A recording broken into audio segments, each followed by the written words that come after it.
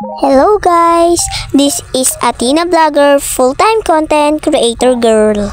Kaya naman mapapasabi ka na talaga na for the go! Ito po ang nangyari sa araw ko ngayon. Siyempre, nakikita nyo naman na sobrang kalat, kaya magliligpit tayo at galing po pala akong school. Hinubad ko na nga po pala ang palda ko para maaliwalas. At siyempre, magpapahangin po ako para hindi ako mainitan. At ito na po yung higaan ko, inayos ko ho. At syempre, lalagyan ko na po ng mga unan. Ayan na po, nilagyan ko na po ng unan para maganda tingnan.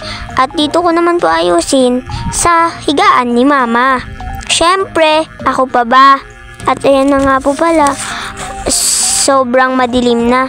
Kaya, fast forward po, nalinis ko na po yung kwarto ni mama.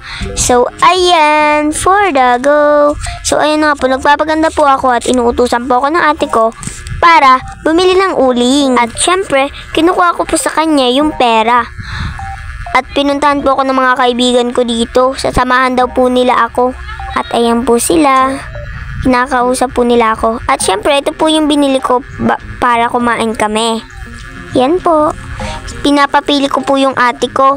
Kahit po nag-crave kami si milk tea, wala po kasing budget, kaya ito na lang po. At ayan na po. Gusto ko na po kumain yan. Binuksan ko na ho. Pinatikim ko po yung ate ko. Sabi niya, buksan mo nga ito.